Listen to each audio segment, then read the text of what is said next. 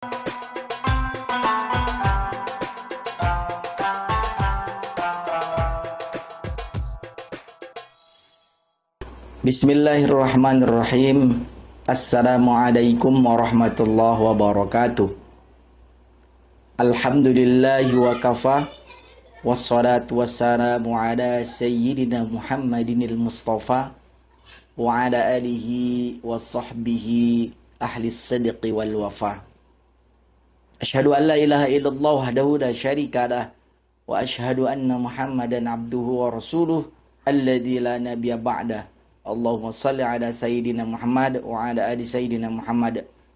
Pemirsa dimanapun berada, pada kesempatan kali ini kita akan melanjutkan tafsir Al-Quran ayat yang ke-7 dari surah Al-Fatihah yang berbunyi Siratal ladzina an'amta 'alaihim ghairil maghdubi 'alaihim waladdallin. Amin.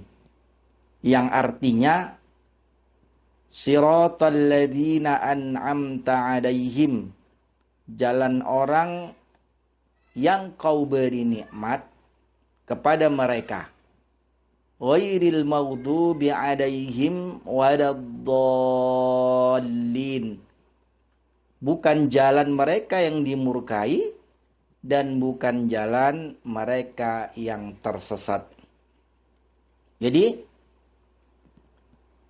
Syekh Jalaluddin dalam Tafsirul Quranil Azim, atau lebih dikenal dengan Tafsirul Jalalain, menafsirkan bahwasanya nikmat yang dimaksud dalam surah Al-Fatihah ayat yang ke-7 adalah petunjuk dari Allah Subhanahu wa ta'ala.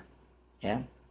Jadi kelompok yang dimurkai Allah Subhanahu wa ta'ala di sini adalah orang-orang Yahudi.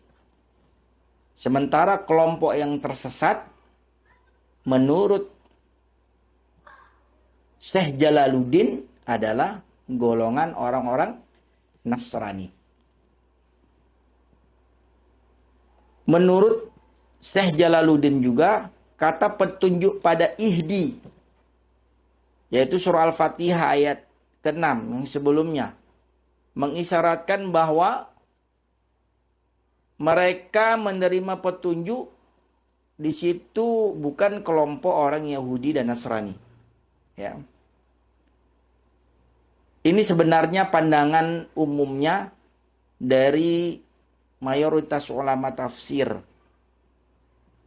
Meski demikian, Syekh Jalaluddin mengatakan bahwasanya Allah lebih mengetahui tafsiran yang benar. Jadi, hanya kepada Allah semua dikembalikan. Artinya apa?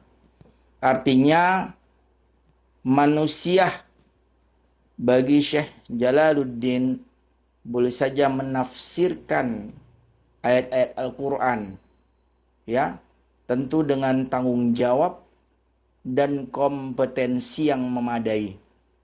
Tetapi perlu diingat, kebenaran itu mutlak datangnya dari Allah Subhanahu wa ta'ala.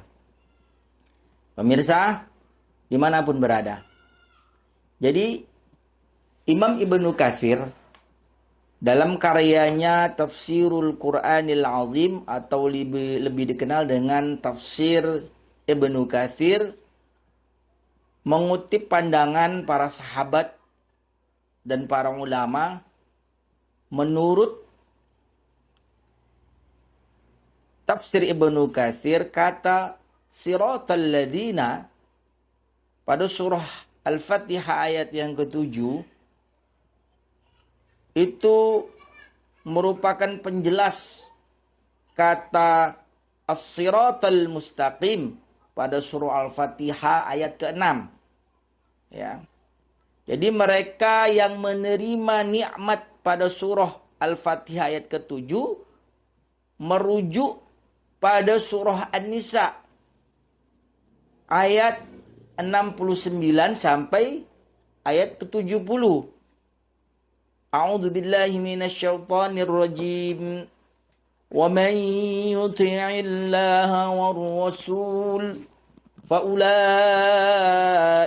ma'al ladzina an'ama Allahu 'alaihim minan nabiyyin was-siddiqin wasyuhada'i was-salihin wa hasuna ulaika rafiqa. Dzalikal fadlu minallah wa kafa billahi alima. Jadi artinya orang yang menaati Allah dan Rasul, maka mereka akan bersama para nabi. Orang yang jujur, teguh, orang syahid, orang soleh, sebagai kelompok yang diberi nikmat oleh Allah Subhanahu wa Ta'ala. Jadi mereka itu sebaik-baik sahabat. Yang demikian itu merupakan karunia dari Allah Subhanahu wa Ta'ala. Cukuplah Allah yang mengetahui. Jadi Ibnu Katsir mengutip pandangan sahabat yaitu Ibnu Abbas dari Ad-Daha, bahwa jalan orang yang diberi nikmat oleh Allah Subhanahu wa Ta'ala adalah jalan orang yang taat dan menyembah Allah Subhanahu wa Ta'ala. Ya.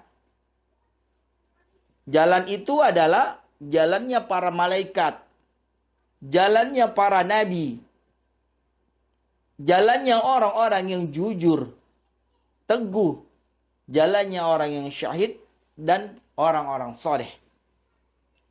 Jadi adapun Abu Ja'far At-Tabari seperti dikutip oleh Ibnu Katsir, bahwasannya mengutip Rabi' bin Anas yang menyebut jalan pada surah Al-Fatihah ayat yang ke-7 itu adalah jalannya para nabi.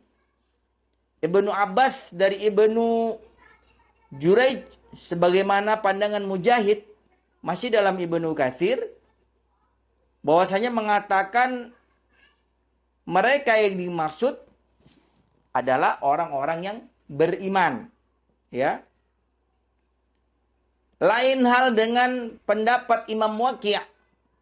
Imam Waqi' berpendapat bahwa mereka adalah orang-orang muslim. Nah, sedangkan Abdurrahman bin Zaid bin Aslam mengatakan berpendapat mereka adalah Nabi Muhammad dan sahabat yang menyertainya. Ya. Tetapi kata Ibnu Katsir, pandangan Ibnu Abbas di awal memiliki makna yang lebih umum, ya, memiliki makna yang lebih umum dan cakupan yang lebih luas. Nah, pemirsa dimanapun berada. Jadi Abu Sa'ud dari mazhab Hanafi yang hidup pada abad ke-8 sampai 9 Hijriah menafsirkan bahwa nikmat Allah yang dimaksud pada ayat yang ke-7 sangat begitu luas penafsirannya. Tetapi secara pokok nikmat itu terbagi dua. Kata Abu Sa'ud. Ya. Apa itu? Dunia, nikmat dunia dan nikmat ukhrawi. Jadi, nikmat duniawi terbagi dua. Kata Abu Sa'ud, yaitu wahbi, anugerah Allah begitu saja, dan kasbi, yang diupayakan. Jadi nikmat wahbi itu terbagi dua lagi. Rohani seperti roh, akal, daya pikiran, dan jasmani seperti fisik kita, terus kekuatan fisik kita, kesehatan kita, dan kesempurnaan anggota badan. Sedangkan nikmat kasbi itu adalah pembersihan hati, batin dari sifat-sifat tercelah. Itu nikmat kasbi. Jadi tindakan menghiasi batin dengan akhlak terpuji. Menghiasi raga dengan bahasa tubuh dan perhiasan yang patut, pangkat dan harta. Itulah nikmat kasbi. Adapun nikmat ukhrawi, kata Abu Sa'ud, yaitu nikmat ampunan Allah atas batas kelewatan kita. Ya. Ridhonya Allah itu atas kekhilafan, penempatan kita di tempat yang tertinggi. Jadi bersama para muqarrabin. Tujuan utama kita adalah nikmat Allah yang ukhrawi. Ya.